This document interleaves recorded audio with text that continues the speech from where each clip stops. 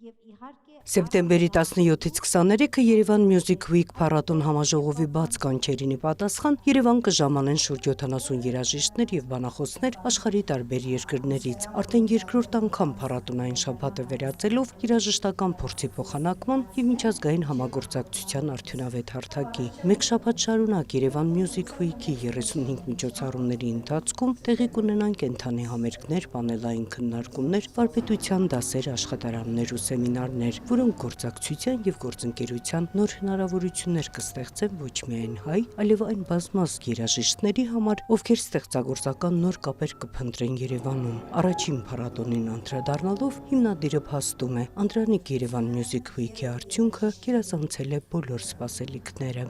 Մենք գիտենք արդեն բանաձևը, որ ինչ ենք անում եւ ինչին ենք հասնելու,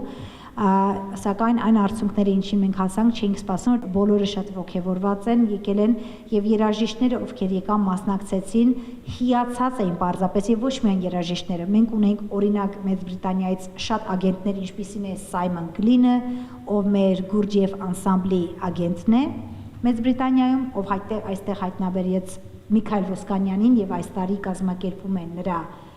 բրիտանական տուրը։ Երևանյան երաժշտական շաբաթին հրավիրյալ արտիստներ ու բանախոսներ կմասնակցեն Շվեյցարիայից, Գերմանիայից, Պորտուգալիայից, Թուրքիայից, Էստոնիայից, Ռուսաստանից, Մեծ Բրիտանիայից, Ֆրանսիայից եւ Ղազախստանից։ Օբվալդ փառատոնի գեղարվեստական ղեկավար Ռոման Բրիչկին, որ նաեւ Երևան Music Week-ի պանելային քննարկումներից մեկի բանախոսն է, կկապի երկու փառատոնները եւ կնպաստի Օբվալդում հայ երաժշտական ներկայությանը։ Մենք ամեն տարի տարբեր հյուրեր ենք հրավիրում նոր մշակութային ներկայություն ունենալու նպատակով։ Այս տարի մեր հրավերը հասցեագրել ենք Հայաստանին։ Ես երկար տարիներ հիանում եմ հայկական մշակույթով եւ երազում էի այստեղ լինել ու ավելի մոտ ծանոթանալ հայկական երաժշտական ավանդույթներին ու հիմա երջանիկ եմ, որ վերջապես կարողացա իրագործել իմ վաղեմի ցանկությունը Երևան Music Week-ի շնորհիվ։ Երևան Music Week 2025-ի պաշտոնական գործընկերը Հայաստանի պետական ֆիլհարմոնիան է, որի 5 համերգային հարթակները՝ Արնո Բաբաջանյան համերգասրահը, ներքնահարկը, գրադարանը, Շուշիկի սրահն ու ջեմասրահները ակտիվորեն կօգտագործվեն փառատոնային միջոցառումների համար։ Փառատոնային հարթակը լիարժեքորեն օգտագործում են հայ երաժիշտներն ու խմբերը, անավանդ իրենց նոր նախագծերը ներկայացնելու նպատակով։